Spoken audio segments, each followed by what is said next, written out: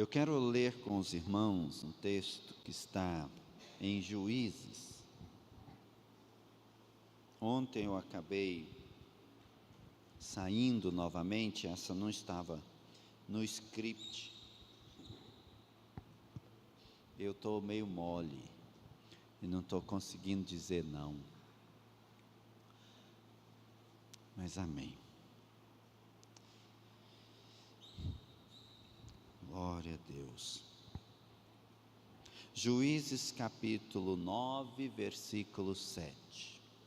Quero compartilhar com os irmãos uma palavra que eu até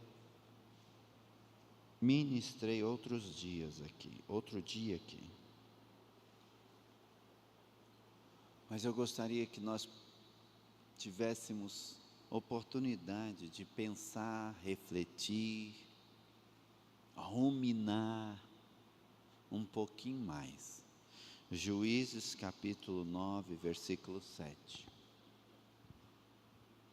Quando soube disto, Jotão foi e se pôs no alto do monte Gerizim, e em alta voz gritou, dizendo: cidadãos de Siquém, escutem o que vou lhe dizer, e Deus escutará vocês.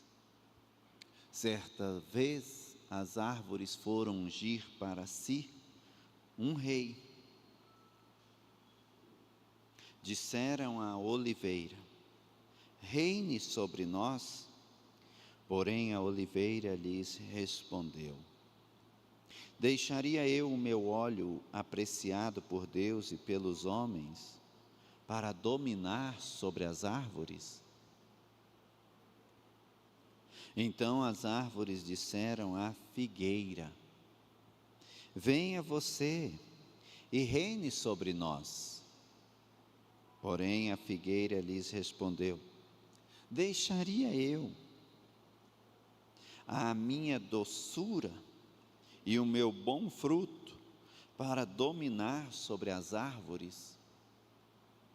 Então as árvores disseram à videira: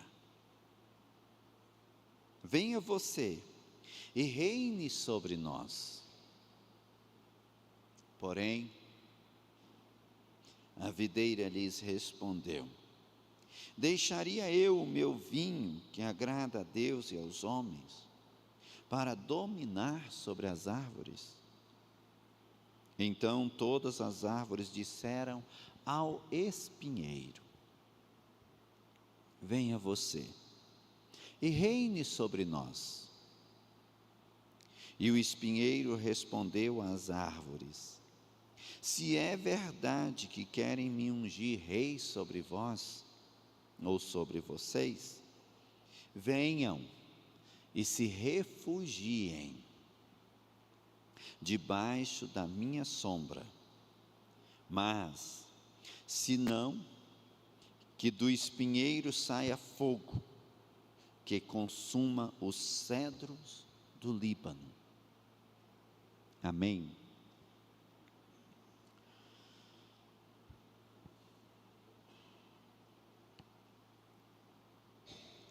Esse texto, essa parábola, ela me instiga muito pelo contexto da história. Gideão morre, e Gideão foi escolhido num contexto de dificuldades.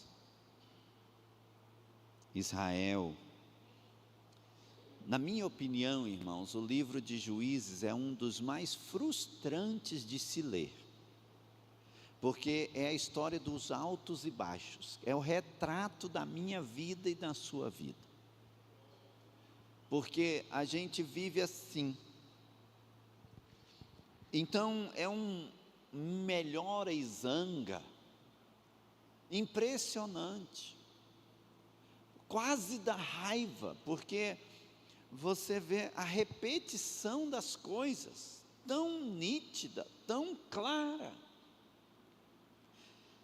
No caso de Gideão, como no tempo dos juízes, Deus não escolhia por dinastia como nos reis, Gideão foi levantado como os outros juízes, porque Deus escolheu para que eles se levantassem, Deus os chamou para que eles se posicionassem, sendo eles os juízes, homens ou mulher. Deus falou e eles se posicionaram. No caso específico de Gideão, já havia 7 anos em que todo Israel, sendo eles de origem na agricultura, eles preparavam a terra, plantavam a semente, cuidavam, mas no tempo da colheita, vinham os seus inimigos e roubavam as suas colheitas. Então o trabalho ficou em vão. Aí, você já parou para pensar ou para lembrar quando você, se é que você já foi roubado? O tipo de sentimento que desenvolve na gente? Nós já fomos, Ivani e eu já fomos. Dá um sentimento de impunidade, de impotência, de insegurança, de revolta. É muito ruim, de desrespeito, de falta de consideração, gente, é muito sentimento que vem na gente assim, ó, porque você vê sendo destruído todo o resultado do seu trabalho, assim, porque um se achou no direito de roubar. Ora, só isso, e ele vem, pega e carrega. Agora Israel estava passando por isso há 7 anos. 7 anos. Para o agricultor só tem salário uma vez ao ano. É quando ele colhe. Não tem, como que se chama? Vale. Não tem vale. Não tem adiantamento. É resultado do trabalho, é do suor do rosto. E há 7 anos, irmãos, 7 anos. Então Gideão toma uma decisão. Ele sai para malhar o trigo no lagar, escondido, para que ninguém veja, sob o risco de perder a colheita, porque grãos precisam ser secados, eles precisam alcançar determinado índice de umidade. Quase que eu falei grão humilde, aí não dá, né? É umidade. É tanto que, para a gente perceber as lavouras de soja, hoje, para nós entendermos, é até bonito. De repente você vai lá, está verdinho. Aí no outro, uma semana depois você vai lá, está seco, porque eles batem os recursos, a tecnologia, os equipamentos e como é que chama? Defensivos, para que ela se seque. Mas saindo dali, no dia da colheita, ela vai direto para o secador, para atingir o índice perfeito de armazenamento, de umidade para o armazenamento. Trigo é semelhante. Gideão tomou uma decisão: eu não vou colher lá fora para ninguém ver, eu vou ficar escondido para que ninguém veja. Eu estou cansado de ser roubado, de ser saqueado, eu estou cansado, chega. Lá nessa situação, o anjo do Senhor aparece a Gideão e diz: o Senhor é contigo, homem valente. Gideão não pensou duas vezes. Retrucar um irmão é fácil, mas retrucar o anjo do Senhor, ele disse: de jeito nenhum, se o Senhor fosse comigo, eu não estaria passando o que estou passando, eu não estaria aqui envergonhado, eu não estaria aqui humilhado, eu não estaria aqui com medo, eu não estaria aqui inseguro. E aí, Deus não leva em conta essas coisas, parece, porque ele disse a Gideão: vai nessa sua força e livra Israel das mãos dos midianitas. Parece que Deus não ouviu a lamentação de Gideão.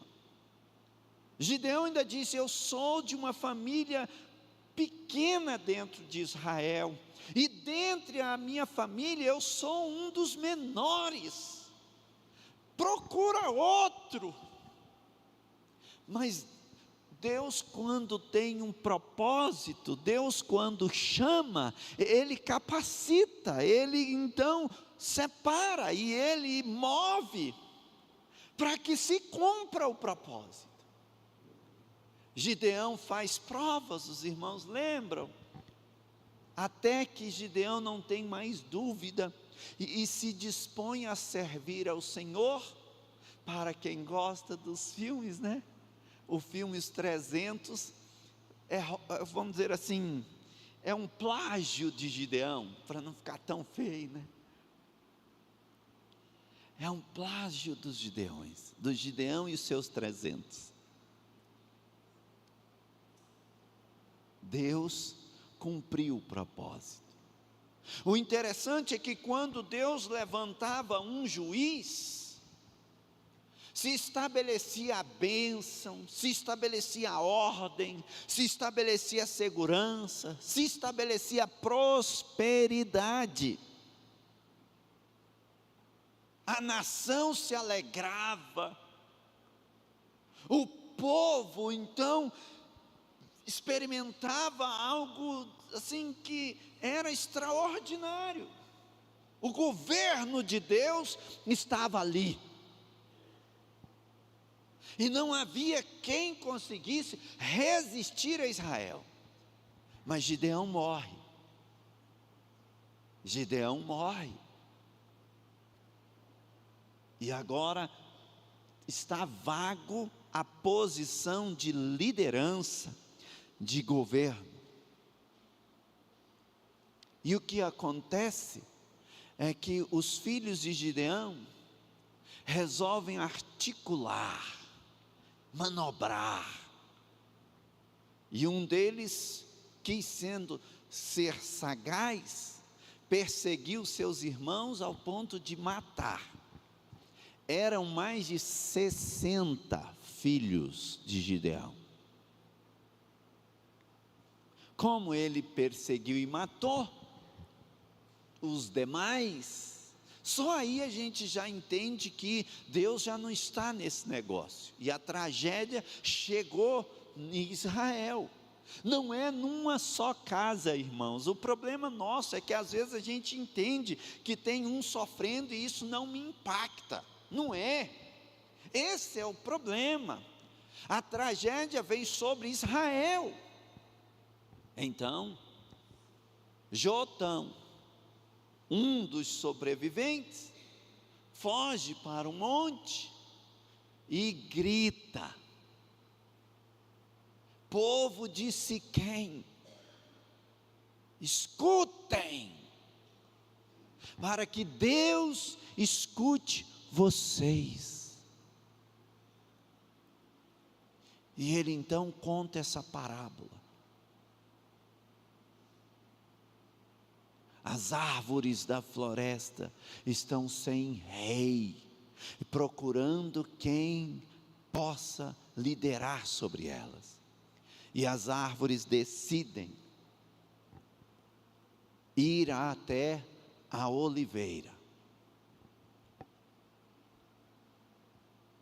Mas a oliveira se dispõe a não servir, a não se posicionar, se faz omissa, prefere negligenciar, prefere desconsiderar. Mas ela tem uma justificativa interessante. Por que eu deixaria de produzir o meu fruto, que é nobre diante de Deus e dos homens, para assumir esse compromisso com vocês? Por quê? Isso não nos lembra a palavra de Deus a Caim em relação a Abel? Quando Deus chega a Caim e diz: Caim, onde está teu irmão? Caim diz: o que eu tenho com ele? Por acaso eu sou babá dele? Caim, o mal está apegado ao seu coração, Caim. Cabe a você dominar.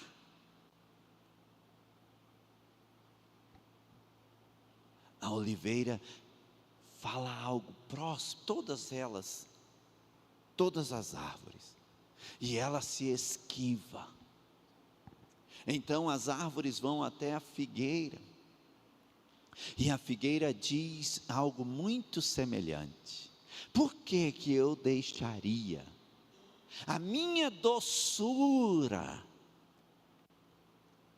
de produzir o meu fruto, que é agradável a Deus e aos homens, para assumir compromisso com vocês? Por que eu? Então as árvores, insistindo, foram até a videira. A videira responde semelhantemente. Eu digo que o livro de Juízes é das repetições. A videira diz: por que eu deixaria de produzir o meu fruto, que é agradável a Deus e aos homens, para assumir a responsabilidade com vocês? Então o espinheiro se levanta. Diante da negligência da oliveira, da figueira e da videira, o espinheiro se levanta. E o espinheiro vem com um discurso pronto, polido, discurso de político. Eu não quero, mas se vocês quiserem, eu assumo. No entanto, haverá duas condições. Em eu assumindo essa liderança, vocês deverão se refugiarem à sombra do espinheiro. E se por acaso vocês não se refugiarem, que saia fogo do espinheiro e consuma até os cedros do Líbano.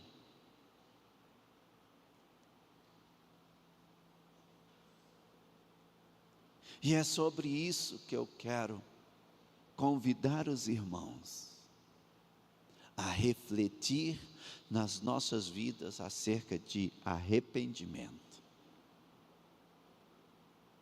O que tem acontecido conosco que nos faz entender que podemos negligenciar o chamado de Deus? O chamado de Deus, não só como servo de Deus, mas como esposo, como esposa, como filho, como pai, como servo de Deus. O que tem acontecido conosco? Que desculpa nós estamos dando para nos justificar como a oliveira, como a figueira, como a videira. A oliveira na Bíblia, essas 3 árvores são muito simbólicas. A oliveira produz azeitona, da azeitona vem o óleo fala da unção, a unção fala do Espírito Santo.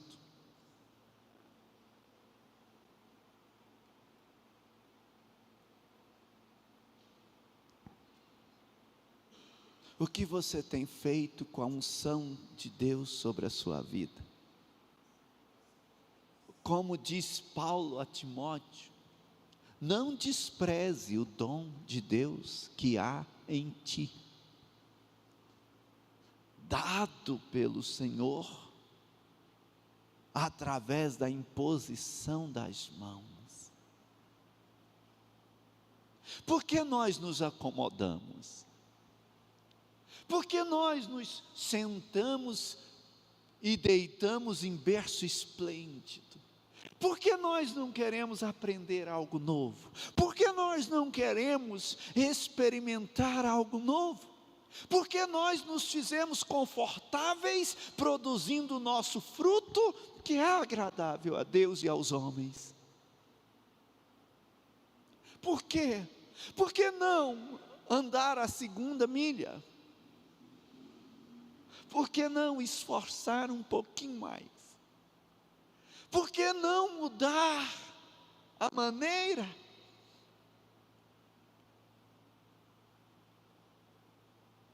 Pelas nossas próprias convicções, quase teimosias, pelo costume do cachimbo que entorta o beiço. Não, eu aprendi assim, cresci assim, vou morrer assim, estou satisfeito.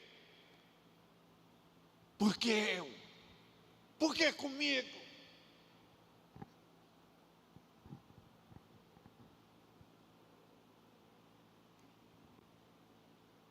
O Espírito de Deus vem para nos convencer do pecado, do juízo e da justiça, ou do pecado, da justiça e do juízo. Quem nos convence? É o Senhor. Nós não devíamos ter sequer a intenção de querer convencer o outro. A gente quer convencer o outro, porque eu estou certo, o meu jeito, a minha maneira é a certa. O outro, e eu sou o Espírito Santo, eu que te convenço, irmãos, nós não dependemos mais da unção de Deus. A unção quebra o jugo. A unção quebra o jugo é o que nos faz cansar. Muitos estão cansados e sobrecarregados, mas não se atentaram ao chamado de vir na presença dEle, pois a unção quebra o jugo. Deus quer quebrar o jugo pesado, o fardo pesado sobre a sua vida e a minha vida. Para isso eu preciso arrepender,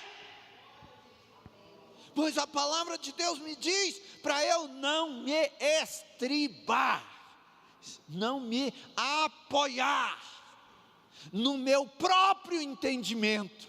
Mas eu não quero mais depender de Deus. Eu já sei, eu já fiz uma vez e dá certo, e é assim e tal.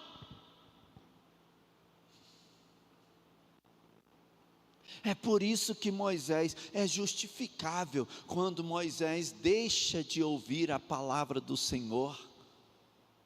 Porque Deus falou para ele na primeira vez, toca a rocha, ele tocou, saiu água. Na segunda vez Deus falou com ele, fala a rocha, fala. E ele não quis falar. Ele preferiu confiar na sua experiência do que confiar na palavra de Deus liberada sobre a vida dele.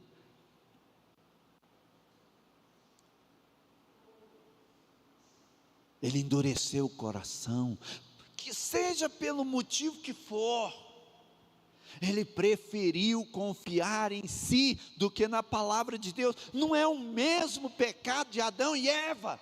Eles preferiram definir por conta própria ao ouvir o conselho de Deus. Deus falou: não coma. Mas a serpente diz: ué, por que não pode? Eles colocaram em dúvida o que Deus falou, por causa do que a serpente disse e o desejo do seu coração. A unção quebra o jugo. Não despreze a unção de Deus sobre a sua vida.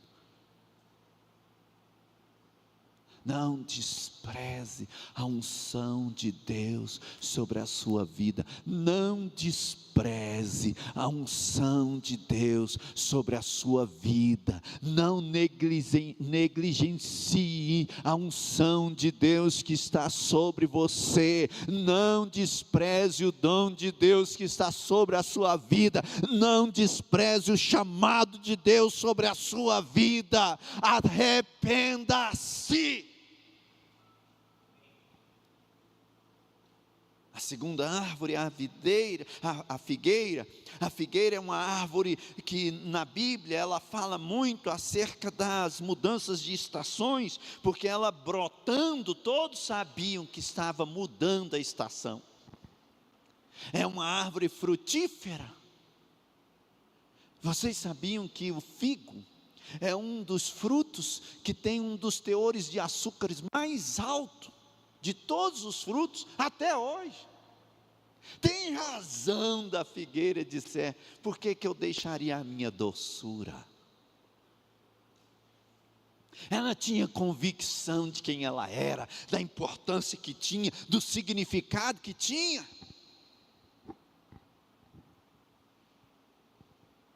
Eu não quero assumir compromisso com vocês. Eu fico pensando em igrejas pequenas, semelhantes às nossas, que a gente conhece todo mundo, que a gente convive diariamente, vai no sol, faz arte, come pamonha, incomoda uns com os outros, importuna, e fulano, que foi, que é isso, que você tem, que você olhou, está de cara virada. Hoje a gente sabe até quando a pessoa está de cara virada. Nas igrejas grandes, irmão, igreja grande é um espetáculo. Você é ninguém com coisa nenhuma. Você é só mais um. Quem não quer compromisso vai para a igreja grande. É facinho. Gente, as melhores estruturas, os espetáculos estão lá. Os shows estão lá.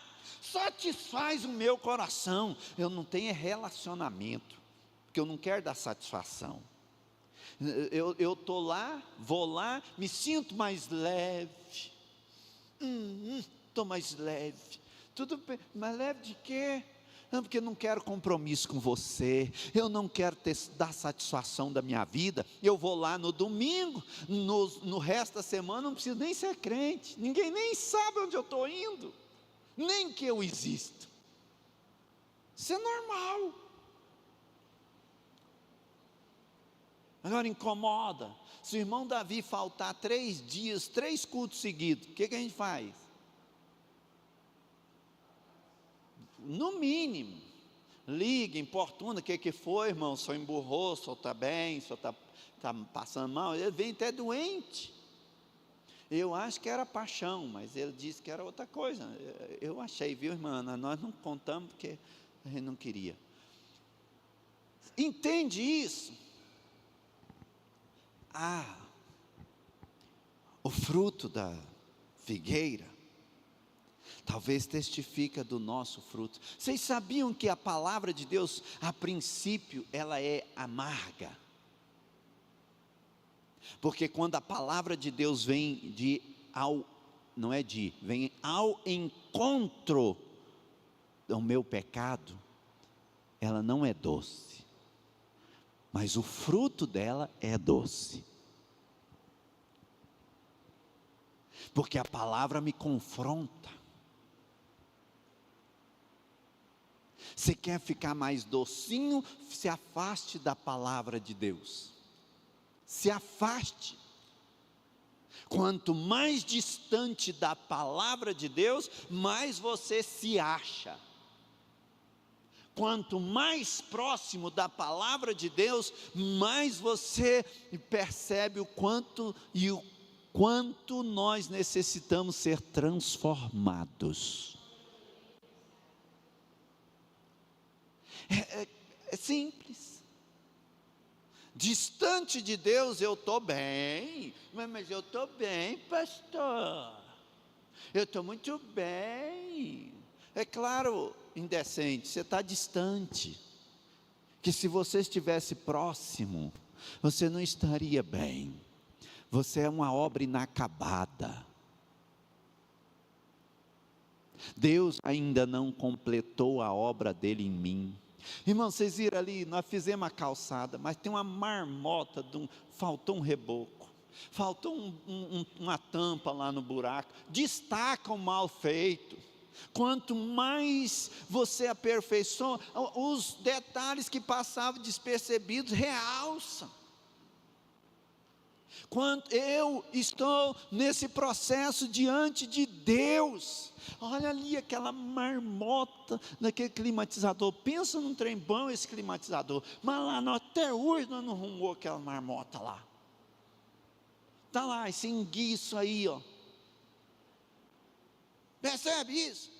Então tudo bonitinho, a parede já está estufando de novo. Quanto mais você trabalha, mais mostra o quanto precisa trabalhar.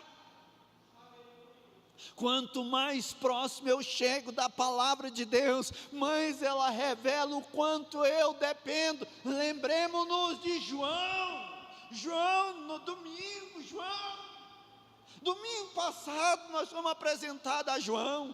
João foi colocado como morto lá, ou para morrer na ilha de Pátimos, mas na presença de Deus, ele esqueceu que estava para morrer. Ele disse: mas eu estou vendo um negócio extraordinário, os seus olhos são lindos, o seu rosto é extraordinário, a sua boca tem uma palavra poderosa, o som dela é como o som de muitas águas. Quando a gente chega na presença de Deus, a gente esquece da gente, adora Ele. Agora quando eu estou distante, eu fico, irmão, eu estou ruim, viu? Eu estava bom, mas eu estou assim, precisando disso, daquilo. É porque está distante, irmãos, vem para pertinho do Senhor. Quando nós chegarmos pertinho dEle, Ele passa a ser o centro da nossa existência, o motivo da nossa vida. O poder de Deus se aperfeiçoa exatamente na nossa fragilidade. Deus está nos chamando. Vem à presença dEle, apresentei-vos a Ele.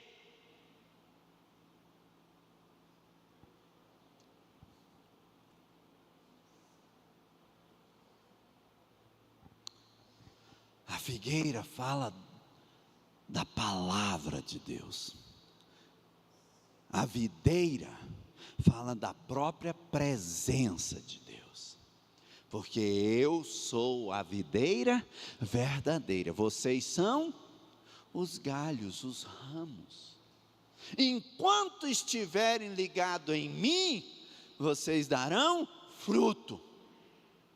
Porque não foste vós que me escolheste, eu vos escolhi, eu vos designei para que vocês deem fruto e o vosso fruto permaneça. Irmãos, é tão bom ter dom. Hoje nós fomos fazer o mutirão, precisava de dom. O que era o dom para hoje? Carrinho, pá, enxada, betoneira. É o dom. Dom é ferramenta.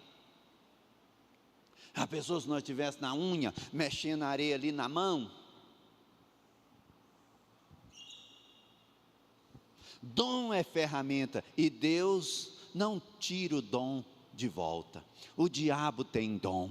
Muitos chegarão diante dele no dia do Senhor e vão dizer assim: Senhor, eu trabalhei, eu preguei, eu orei, expulsei, curei em teu nome. E ele vai dizer: afasta de mim, porque eu não te conheço. Uma coisa é trabalhar para Deus, outra coisa é trabalhar ou ser trabalhado em Deus, porque é pelo fruto que se conhece a árvore, não é pelo dom. Onde estão os teus frutos? As obras da carne nós já sabemos, mas e os frutos? Quando está demorando, vamos ajustar. Quando a gente negligencia a ação do Espírito Santo, quando eu negligencio a ação da palavra de Deus, quando eu negligencio a presença de Deus, o espinheiro se levanta.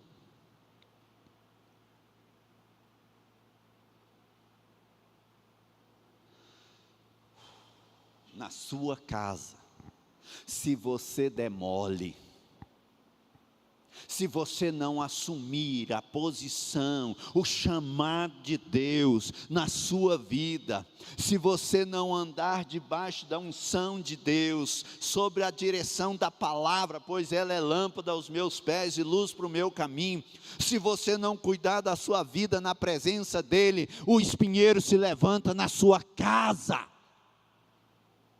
O caos se instaura na sua casa, a vergonha se instaura na sua casa, a humilhação se levanta na sua casa, a miséria vem, porque sob o espinheiro, sob o governo do espinheiro, não tem outra coisa. Arrependa-se.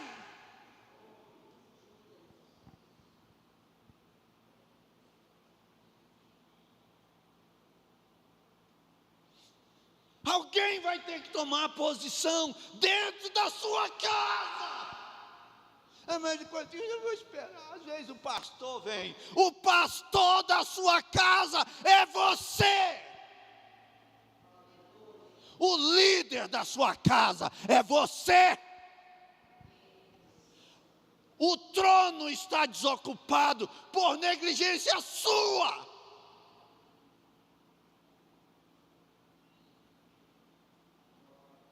Deus quer governar. Deus nos chamou. Deus nos deu do seu Espírito, Deus nos dá da sua palavra, Deus nos dá da sua presença, Ele está chamando, mas nós endurecemos nosso coração. Estou confortável, eu sou tão bonzinho, tem outros tantos piores que eu.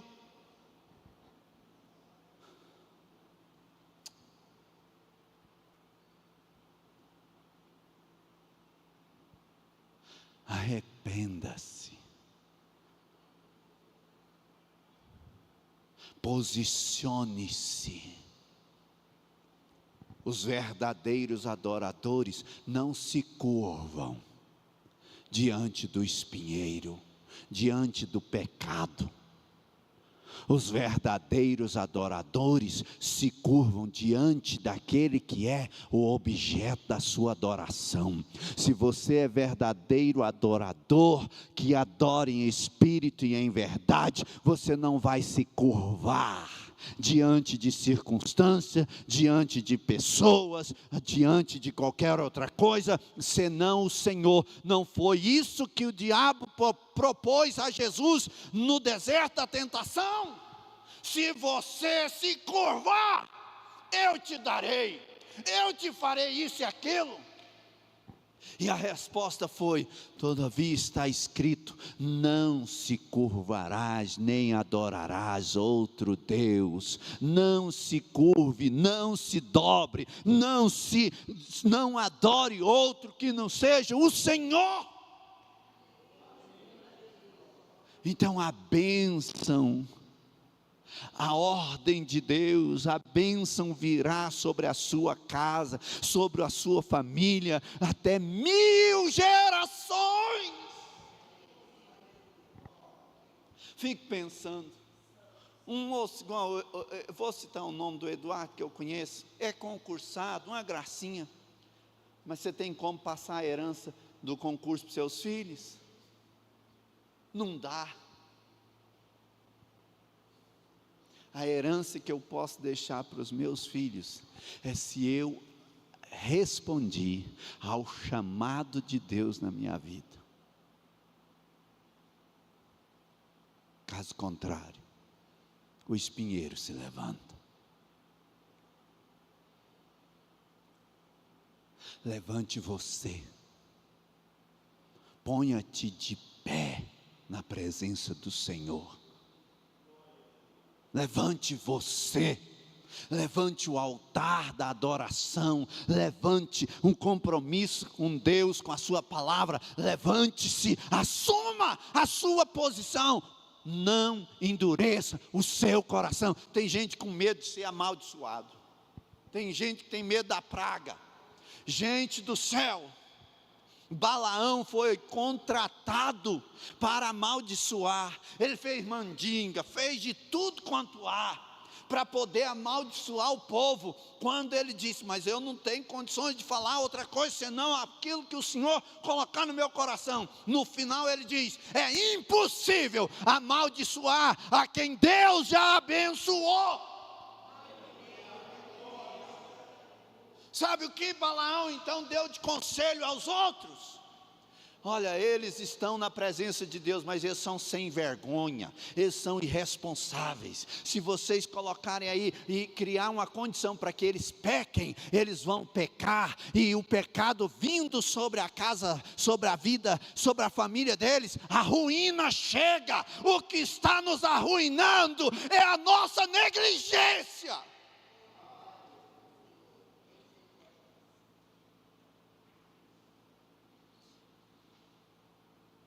Não é maldição, não é isso, nem aquilo, é a minha posição diante de Deus.